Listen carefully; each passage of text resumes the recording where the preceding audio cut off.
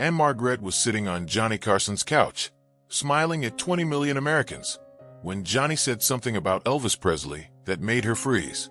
Her smile disappeared. Her hands started shaking, and before anyone could stop her, she ripped off her microphone, stood up, and walked off the Tonight Show stage on live television. The audience gasped.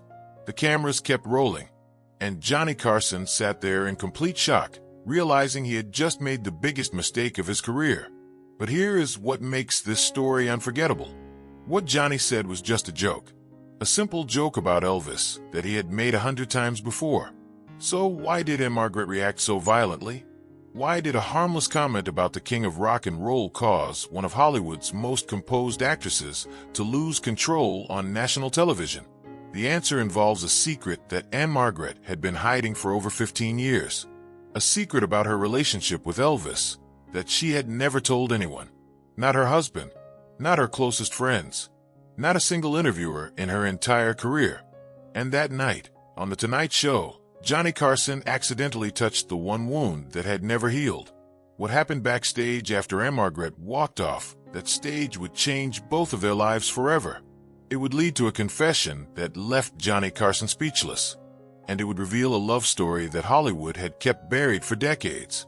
If you have ever loved someone so deeply that even hearing their name hurts, then you will understand why Ann-Margret did what she did that night. Stay with me, because this story is about to break your heart. And if you are watching from somewhere special right now, drop your location in the comments below. I want to know where my viewers are joining from today. It was Thursday evening, October 15th, 1987. The Tonight Show studio in Burbank, California was buzzing with energy. Ed McMahon had just finished his famous introduction. Doc Severinsen's band was playing smooth jazz, and Johnny Carson was in perfect form, making the audience laugh with his opening monologue about politics and California traffic. Ann-Margret was backstage in the green room, watching Johnny on the monitor. She looked stunning in a red dress, her signature fiery hair perfectly styled. She was there to promote her new film. It was supposed to be an easy interview. A few laughs, a few stories, and then back to her hotel. Nothing complicated. But what the producers did not know was that Ann-Margret almost canceled this appearance 3 times. She had a bad feeling about it. Something in her gut told her not to go on that show. But her publicist convinced her it would be good for the film. So she agreed. The problem was Elvis Presley. It had been 10 years since Elvis died in August 1977. 10 years since Ann-Margret received that phone call that shattered her world. 10 years of keeping her true feelings buried so deep that even her husband Roger did not know the full story. Ann-Margret and Elvis had starred together in Viva Las Vegas back in 1964. The whole world thought it was just a publicity romance. 2 beautiful stars pretending to be in love to sell movie tickets. That is what everyone believed. That is what Ann-Margret let everyone believe. But the truth was something entirely different. The truth was a love so powerful that it haunted her every single day for over 2 decades. The truth was secret phone calls, hidden letters, and a promise that Elvis made to her just weeks before he died. And tonight, on The Tonight Show, that carefully buried truth was about to explode in front of 20 million people. All because Johnny Carson decided to make one joke. One joke that would unlock 15 years of hidden pain. But first, the interview had to begin. And it started beautifully. Too beautifully. Because the worst storms always come after the calmest silence. Ann-Margret walked onto the Tonight Show stage, and the audience erupted in applause. She smiled that famous smile, waved gracefully, and sat down on the couch next to Johnny's desk. Everything was perfect. Johnny complimented her dress. She laughed at his jokes. They talked about her new film for a few minutes. The audience was charmed. Then Johnny leaned back in his chair with that mischievous look he always got before telling a story. He said he wanted to talk about the old days, about Hollywood's golden era. Ann-Margret nodded politely, not knowing what was coming. Johnny brought up Viva Las Vegas. He talked about how it was one of the most iconic films of the 1960s. Ann-Margret smiled and shared a few safe memories about the filming. The audience loved it. But then Johnny pushed further. He made a joke about Elvis. He said Elvis was famous for charming every leading lady he ever worked with. He said Elvis probably had a different girl in every movie, and that Ann-Margret was just one of many conquests. The audience laughed. It was the kind of joke Johnny made all the time. Harmless Hollywood gossip. But Ann-Margret did not laugh. Her smile vanished instantly. Her face went pale. Johnny noticed something was wrong but kept going, trying to save the moment with another joke. He said something about Elvis being a ladies' man who could never settle down. That was the moment everything shattered. Ann-Margret felt her chest tighten. She thought about the real Elvis. The Elvis who wrote her love letters for years. The Elvis who called her crying 2 weeks before he died, telling her she was the only woman he ever truly loved. The Elvis who sent her yellow roses every single year on her birthday, even after she married another man. She thought about how the world reduced their love to a cheap joke, a punchline, a tabloid rumor, and something inside her broke. Her hands started trembling. Her eyes filled with tears. She looked at Johnny and said in a voice barely above a whisper, "You did not know him. Nobody knew him." Before Johnny could respond, Ann-Margret unclipped her microphone, stood up from the couch, and walked off the stage. The audience went completely silent. Johnny sat frozen at his desk, his face white with confusion. And backstage, Ann-Margret collapsed against a wall and began sobbing uncontrollably. 15 years of buried grief came flooding out all at once. What happened next would shock everyone. Keep watching, and comment below if someone you loved was ever misunderstood by the world. Where are you watching from right now? Backstage, chaos erupted. Producers were screaming into their headsets. Fred de Cordova, the show's director, was pacing back and forth trying to figure out what to do. They had never had a guest walk off during a live interview. Not like this. Not Ann-Margret, one of the most professional actresses in Hollywood. Johnny Carson sat at his desk for a few seconds, stunned. The audience was murmuring, confused. But Johnny did something unexpected. He calmly told the audience they would take a short break. He signaled for commercials. And then he did something he had never done in 30 years of television. He walked off his own stage to find Ann-Margret. Johnny found her in a small hallway behind the green room. She was sitting on the floor, her back against the wall, tears streaming down her face. Her perfect makeup was ruined. Her hands were shaking. She looked up at Johnny with red, swollen eyes and said, "I am so sorry. I ruined your show." Johnny sat down on the floor next to her, not as a talk show host, not as a celebrity, but as a human being who could see that someone was in tremendous pain. He said gently, "Forget the show. What just happened out there?" Ann-Margret tried to compose herself. She started giving him the standard answer.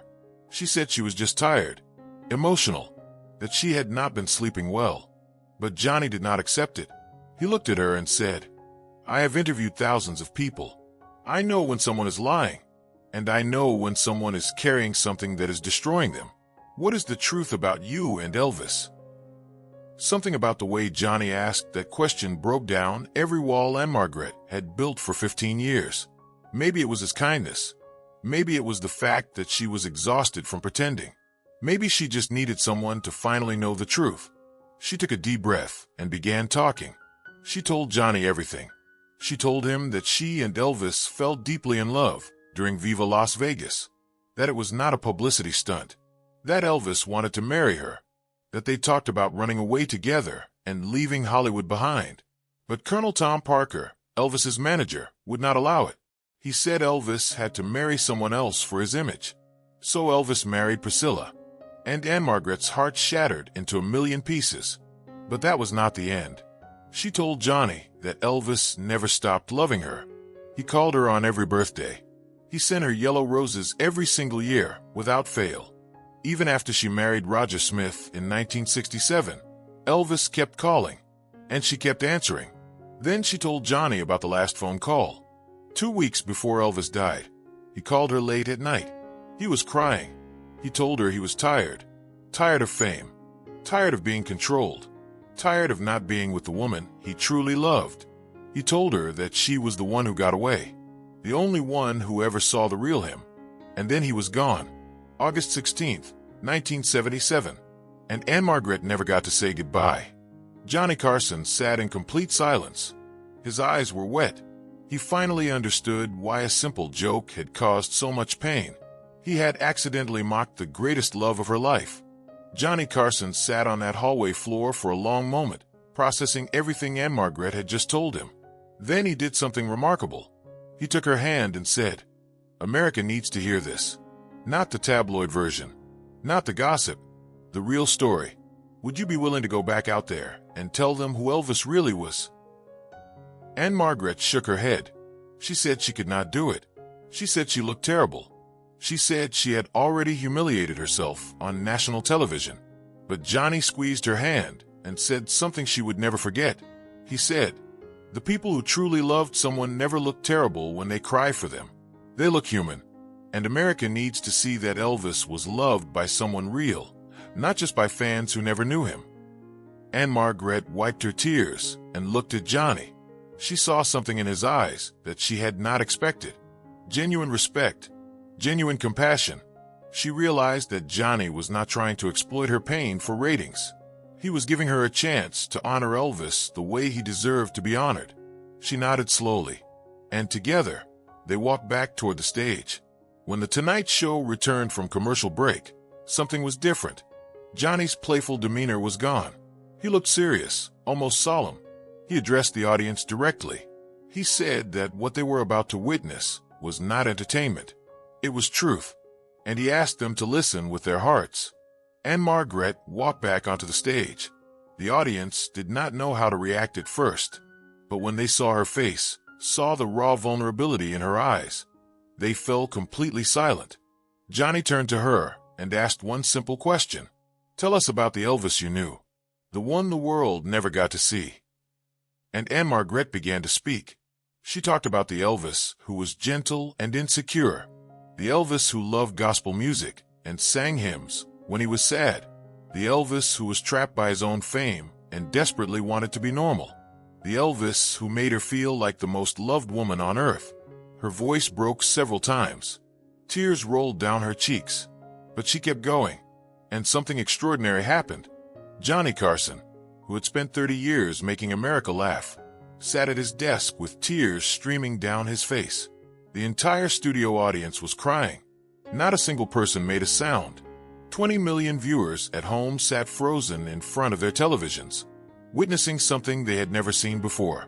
Love, real love, finally being told out loud. If this story is touching your heart, hit that subscribe button right now. And tell me in the comments, where in the world are you watching this from tonight? After the show ended, Johnny Carson asked Ann-Margret to stay.